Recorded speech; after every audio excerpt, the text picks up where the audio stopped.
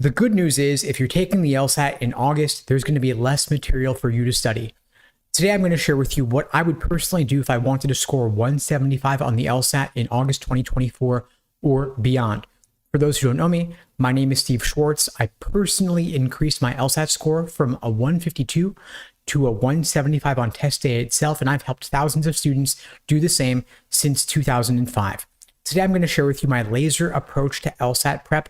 This is the exact framework I use for all of my students in helping them create personalized day-by-day study plans. LASER is an acronym standing for Learning, Accuracy, Sections, Exams, and Review. This is the general step-by-step process I would personally follow to increase my LSAT score from any starting point to get the 99th percentile or higher on the official LSAT exam.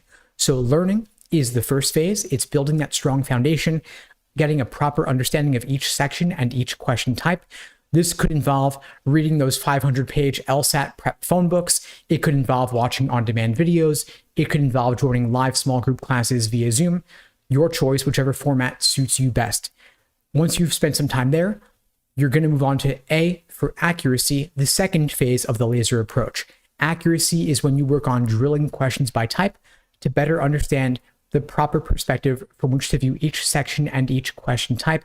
There are roughly 15 different types of logical reasoning questions. Of course, some are more common than others. You may want to drill all 15 types, or you may want to start with the most common types like necessary assumption, inference, and flaw before moving on to the less common types, including the rare ones like parallel or evaluate the argument that only show up maybe once or twice per exam at most.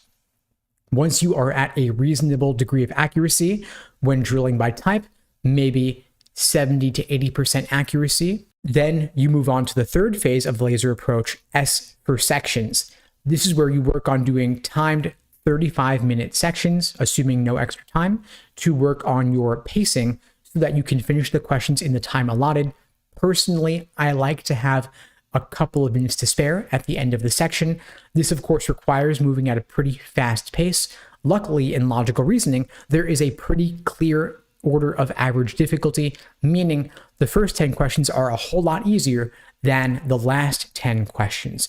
So you want to aim to solve the first 10 questions in roughly 10 minutes to build up a time bank that you can then apply to the tougher questions later in the section.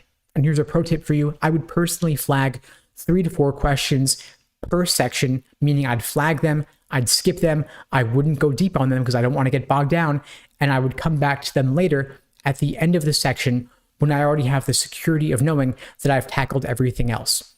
And the hardest band of questions in logical reasoning tends to be questions 15 through 23. The last couple actually are a little bit easier, maybe because they know a lot of students won't even make it to the end of the section and they want to reward you for pacing yourself appropriately. And so when I flag 3 to 4 questions, they're going to be in that 15 to 23 band, and I have a good sense of which questions I personally don't like. So for me, I'm not a science person. I'm 100% a humanities person. So the hard science questions, the technical ones, do not speak to me. I do not like them. And so I flag those questions.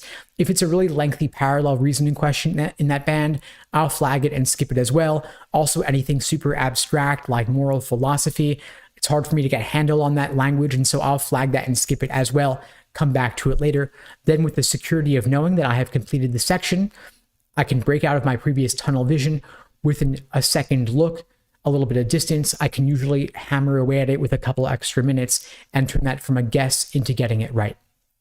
After focusing on the third phase, the S in laser for sections, I then move on to the fourth phase, which is E for exams and endurance. This is when I'm doing full-length timed practice tests, 4 sections in one sitting, 2 sections back to back, 10-minute break, 2 more sections back to back, and that's the sitting. Just like test day itself, I want to do at least 10 full-length timed practice tests before the big day so that test day itself feels like just another run-through. Now, I craft my study plans for my students using this laser approach to LSAT prep. You want to make sure that you have a plan of attack so that you're not just taking test after test to measure yourself without learning from your mistakes, without properly reviewing. And of course, you want to build that foundation first. We create personalized study plans for all of our students at LSAT Unplugged. If you'd like to find out more about joining the program, you can check out the links below the video to book a call with me and my team. We'd be glad to help you out. And of course, finally, in the laser approach, we have R for review. I have a framework for reviewing LSAT questions called the Socratic review method. Long story short, the idea is that we want to make sure that you are getting the full value out of every practice test you take and every question that you complete. You want to make sure that you are figuring out exactly where your mistakes are coming from, where you're getting tripped up, which tricks and traps you personally are uniquely prone to falling for, so that you will not make the same mistake again. So make sure you're reviewing in depth, not just the questions you get wrong, but also the ones you have difficulty with, the ones where you guessed and got lucky, but it could have easily gone the other way. You want to go deep to make sure that you're getting those key insights from your studying so that you will improve with each test that you take. Anyway, folks, that's all for now. Hope you found the video helpful. In the meantime, I wish you all the best and take care.